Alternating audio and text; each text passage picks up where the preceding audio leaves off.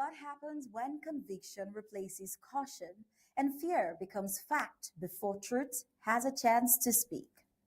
Well, across the United States, tensions are once again pushing the limits of law and civility as flashpoint protests like the one unfolding in Los Angeles exposes more than just outrage. They reveal the volatile pulse of a nation grappling with the weight of its politics, the depth of its divisions, and the consequences of misinformation moving faster than verified truth. In a country where rights and responsibilities often collide at the front lines of ideology, the question isn't just about immigration enforcement. It is about how much chaos citizens are willing to risk in pursuit of what they believe is justice. Is it protest or provocation when crowds confront federal agents with fire in their voices and flags in their hands?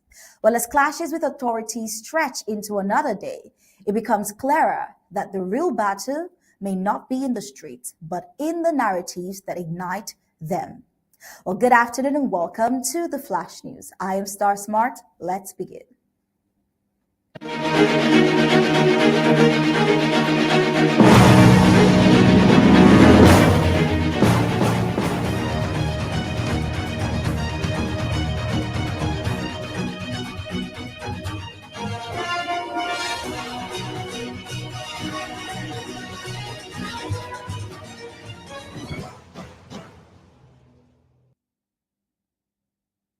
You're welcome back. Israeli naval forces have intercepted a yacht attempting to deliver humanitarian aid to the Gaza Strip in a development that is drawing renewed international scrutiny over the ongoing blockade and the worsening humanitarian crisis in the enclave. The vessel, reportedly part of a civilian-led flotilla under the Freedom Flotilla Coalition, the FFC, was carrying food, medical supplies, and other essentials, while activists behind the mission insist that it was entirely peaceful and aimed at addressing the urgent needs of Palestinian civilians caught in the crosshairs of the conflict.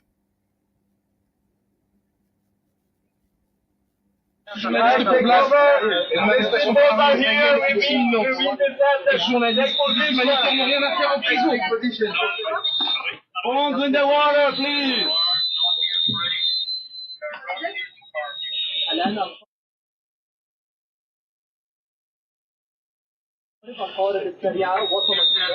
Assume position, please, everyone. The water. Calm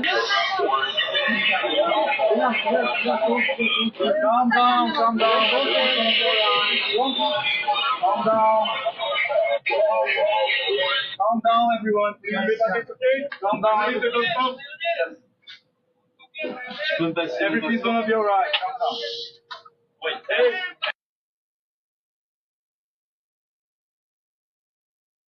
Interception stating it was a necessary enforcement of the naval blockade imposed on Gaza since 2007. Now, according to Israeli defense, the blockade remains a critical security measure designed to prevent the smuggling of weapons and dual-use materials to Hamas and other militant factions operating from the Gaza Strip. Now, Israel maintains that Hamas, which governs the Gaza Strip, continues to pose a serious threat to Israeli civilians. The group is designated a terrorist organization by Israel and the United States, the European Union, and several other countries. Now, past attempts to bypass the blockade, Israeli authorities argue have led to the transfer of materials later used in attacks, tunnel construction, and rocket manufacturing. The intercepted yacht was stopped before entering Gaza's territorial waters. Its occupants were taken into Israeli custody for questioning. There are no reports of violence or injuries during the operation. Meanwhile, rights organizations and aid groups have expressed concerns over the humanitarian implications of the blockade, noting that civilians in Gaza continue to face shortages of food, clean water, electricity, and medical care. Calls for the establishment of internationally monitored humanitarian corridors have grown louder in recent months, with several United Nations agencies warning of a deepening humanitarian crisis. Well, this latest incident highlights the persistent challenge of balancing legitimate security concerns with the urgent need for humanitarian relief in one of the most densely populated and volatile regions in the world right now. Away from the war in Gaza, we see North Korea's Russia Warship movement raising question. North Korea has reportedly moved a newly unveiled warship damaged during what analysts describes as a failed launch to a port near its border with Russia. The move is now drawing attention from military observers and foreign policy experts amid speculations that Moscow could play a role in either repairing or evaluating the vessel.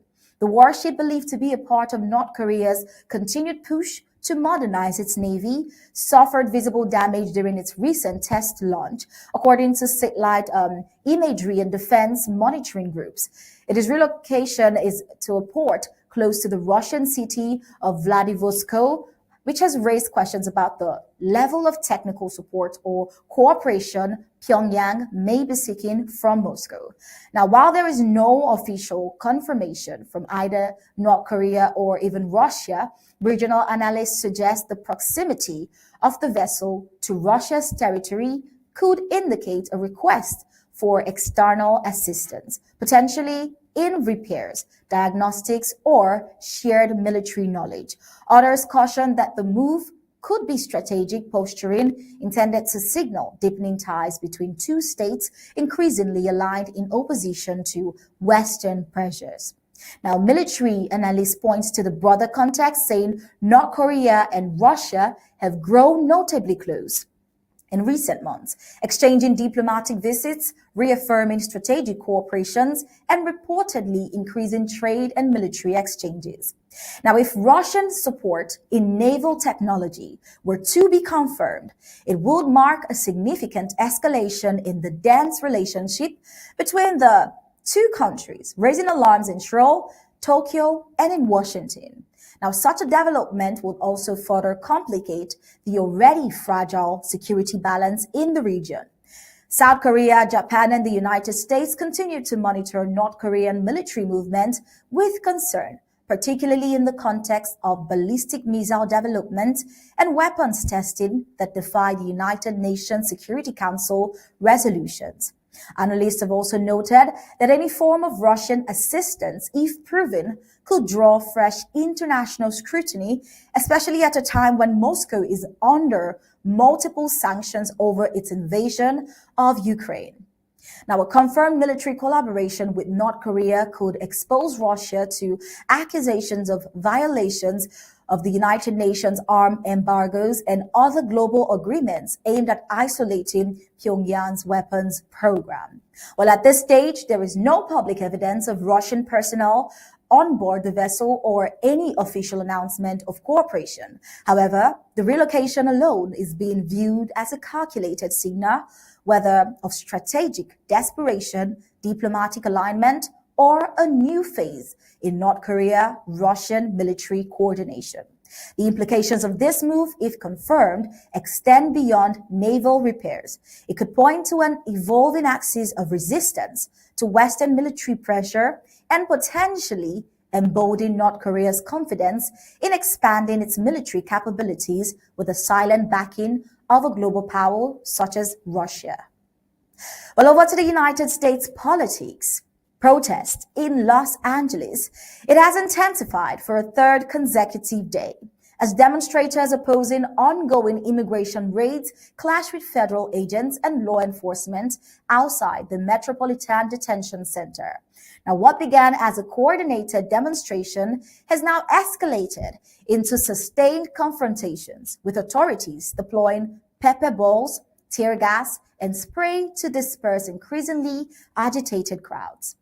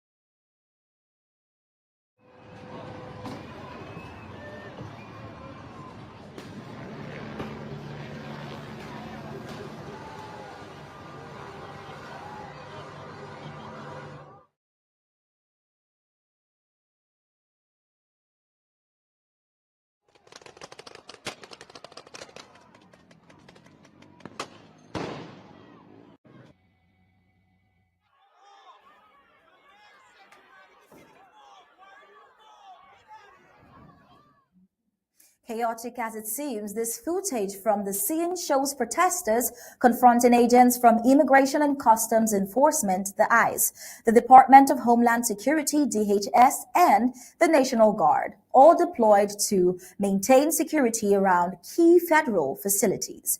Protesters accuse immigration authorities of targeting vulnerable communities in what they call aggressive and unjust enforcement operations. Well, this week's unrest comes amid a renewed national debate over immigration policy, sparked by a recent uptick in coordinated federal raids across several states. The Trump administration has come under pressure from both immigrants, rights groups, and conservative critics, each accusing it of failing to find a coherent middle ground on border security and deportation protocols. President Donald Trump has weighed in, declaring that he will send whatever we need to ensure law and order is upheld. His statement, though firm in tone, reflects a consistent posture on public safety and immigration enforcement. Let's take a listen. At Camp David, we have meetings with various people about very major subjects. We thought we'd do it at Camp David. There's probably better security there than any place. We'll be meeting with a lot of people, including generals, as you know, and admirals. So we'll be meeting with military people and others. Well, we're going to have troops everywhere. We're not going to let this happen to our country. We're not going to let our country be torn apart like it was under Biden and his auto pen. Well, President Donald Trump has weighed in, but then we see supporters viewing this as a stabilizing move in a time of deepening unrest, while critics fear it may escalate tensions further. But then President Trump added that federal institutions must be allowed to do their jobs without obstruction or violence, signaling his continued alignment with law enforcement and immigration agencies. His rhetoric, more measured this time, has drawn attention for its shift from incendiary language to a tone of national stewardship. We wonder if this could be an attempt to steady the base while broadening appeal beyond it. Well, observers have noted that the protests are not just about immigration. They reflect deeper frustration with governance, fear of marginalization, and the growing power of narrative over fact. Civil rights organizations are calling for de-escalation and renewed dialogue, while federal officials urge calm in a city now on edge. Well, in a country where dissent is protected, but public order must be preserved, the question remains, at what point does civil resistance cross into dangerous instability? While the news on Trump isn't over, see the new travel ban. A new travel ban introduced by the United States President Donald Trump has officially come into effect, restricting entry into the United States for citizens from 12 countries. The decision, described by the administration as a national security measure, has drawn both sharp criticism and firm support as it reshapes the country's immigration and border control posture. Now, according to the Department of Homeland Security, DHS, the ban targets countries with what officials describe as either high levels of terrorism-related activity, insufficient security vetting protocols, or a refusal to cooperate fully with the United States immigration enforcement standards. The list of affected countries, not yet formally published in full, reportedly includes several nations in the Middle East, North and West Africa, and parts of South Asia. In a statement from the White House, the Trump administration emphasized that the move is aimed at protecting American citizens by ensuring that individuals who pose a security threat cannot exploit loopholes in the immigration system. Officials insist that the ban is not a blanket policy targeting Muslims, but a targeted national security action based on threat profiles and data integrity. And why now? I can say that it can't come soon enough, frankly. We want to keep bad people out of our country. President Trump continues to make immigration control and national security the backbone of his domestic agenda. Supporters argued that the United States has a sovereign duty to defend its borders and should be proactive in identifying and mitigating threats. But then how far is too far when the line between precaution and prejudice begins to blur?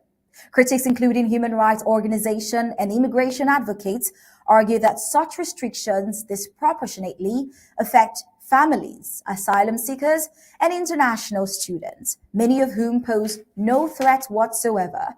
Legal challenges have already been filed in federal courts, with opponents claiming the policy violates constitutional protections and unjustly targets Muslim-majority nations, which the Trump administration has refuted time and time again. Policy analysts observe that this move builds on previous executive actions from Trump's first term, some of which were initially blocked but later upheld in revised form. Now, this latest version includes updated criteria and introduces waivers for humanitarian, business, or exceptional cases, indicating a more structured implementation.